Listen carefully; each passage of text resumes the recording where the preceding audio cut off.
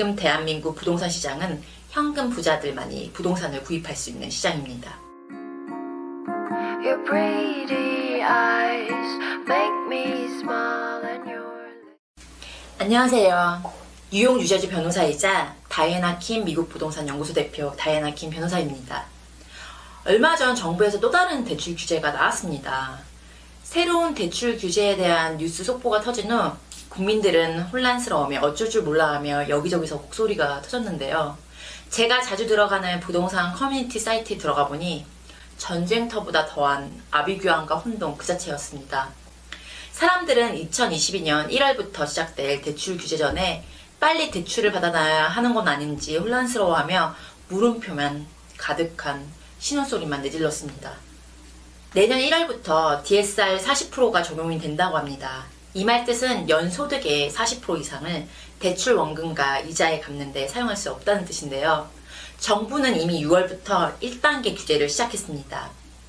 6억 원 초과 매물을 매입하는 사람들에 한하여 주택담보대출, 이하 주담보를 받으려고 할 때 DSR 40%를 적용을 시작했으며 1억 원 상당의 신용대출을 받은 사람들도 DSR 적용이 시작되었습니다. 예를 들어 연소득이 5천만 원이면 총 원금과 이자의 합계가 2천만 원이 넘으면 안 됩니다. 지금까지 주담보를 받기 위해서는 LTV라고 그 담보 인정 비율로 계산이 되었는데요. 집값 대비 받을 수 있는 대출 비율을 뜻합니다. LTV 60%이고 집값이 10억이면 6억 원까지 대출을 받을 수 있는 겁니다. 하지만 이제는 LTV가 아닌 DSR 40%로 적용이 되는 겁니다.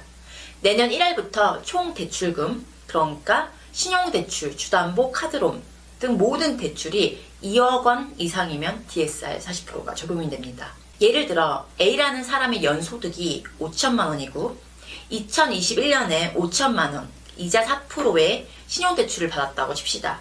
그리고 조정대상 지역에 있는 6억 원의 아파트를 30년 만기, 금리 3.5%의 주담보를 신청했다고 치면 예전 같으면 3억까지 주담보를 받을 수 있었지만 이제는 1억 6천만 원까지 받을 수 있는 겁니다. 2022년 7월부터는 총 대출금이 1억 초과인 사람들도 DSR 40%가 적용이 된다고 하니 이제는 대출을 받기가 더욱 힘들어졌습니다. 집값은 고공상승 중이고 서울 아파트 평균 가격이 15억 원이 넘어가는 마당에 대출 없이 내 집 마련하기는 먼 나라, 다른 사람들 이야기 같습니다. 실제로 지금 대한민국 부동산 시장은 현금 부자들만이 부동산을 구입할 수 있는 시장입니다. DSR 규제가 시작되기 전부터도 각종 대출 규제들의 강화로 인해 더욱더 한국에서 부동산으로 돈을 벌기 힘들어졌는데요.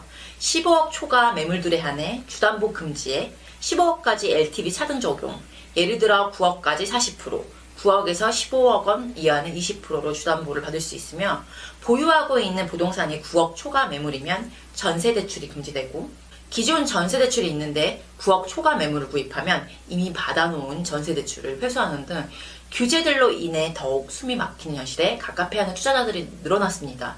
그런 투자자분들에게 제가 미국 부동산 시장으로 눈을 돌리라고 권하면 그분들은 놀라면 저에게 묻습니다. 변호사님, 외국인이며 게다가 비거주자들도 미국에서 주담보 대출이 가능하나요? 물론입니다. 대출을 받을 수 있습니다.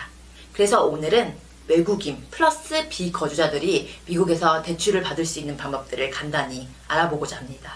외국인이나 비거주자 같은 경우 거주하는 나라, 예를 들어 대한민국에서 근로소득이나 사업소득이 원리금, 그러니까 대출금 플러스 이자 이상이 되면 대출을 받을 수 있습니다.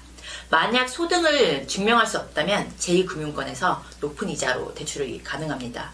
대출을 받기 전 먼저 결정해야 할 것이 고정금리로 대출을 받을지 아니면 변동금리로 대출을 받을지 결정을 해야 하는데요.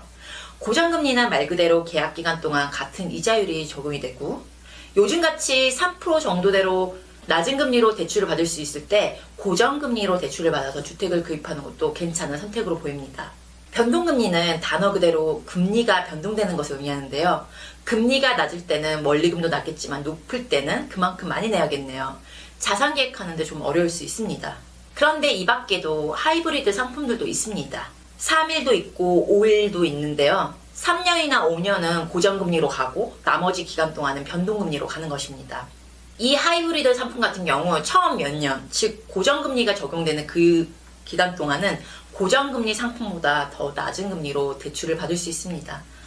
어떤 분은 7년으로 해가지고 7년 동안은 고정금리로, 나머지 기간 동안은 변동금리로 대출을 받으셨는데요. 한국에 거주하시는 이분은 그 부동산을 거주 목적이 아닌 투자 목적으로 구입을 하신 것이기 때문에 7년 내에 부동산을 팔 예정이어서 이 상품으로 대출을 받으셨습니다. 7년 동안은 낮은 금리로 원리금을 상환하고 7년 이내에 부동산을 매도할 계획이기 때문에 그 후 이자가 높게 변동이 된다 하더라도 그분에게는 상관이 크게 없으니까요. 보통 대출 기간에서 요구하는 서류들은 이와 같습니다.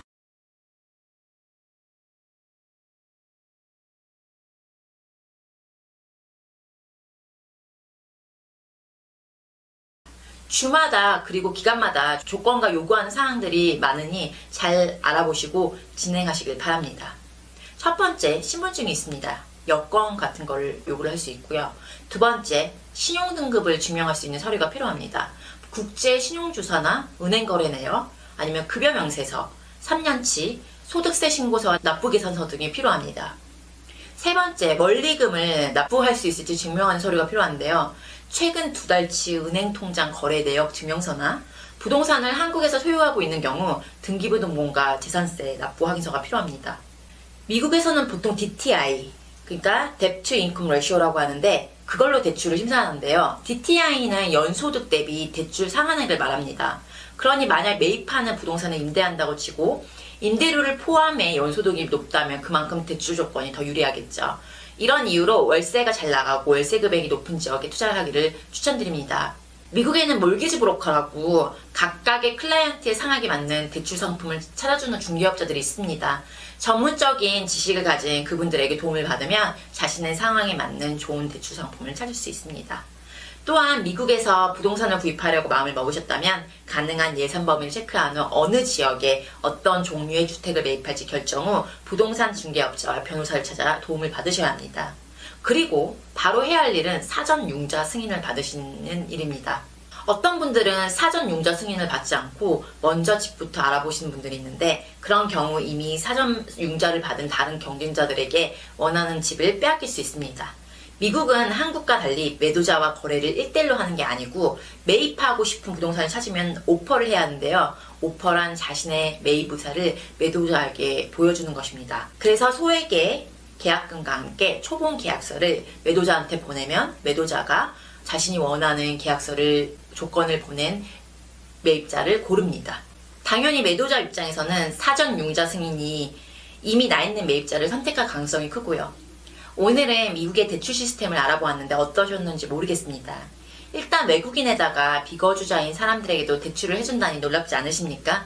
한국보다 현저히 낮은 부동산 가격이 주는 이점을 즐기며 현지 기관에서 대출을 받아 미국 부동산 소유자가 될 수 있습니다. 각 분야의 전문가들이 거래의 첫 순간부터 마지막까지 함께하기 때문에 위험하지도 어렵지도 않습니다. 저희 다부연이 그 순간순간을 함께 하겠습니다. 감사합니다.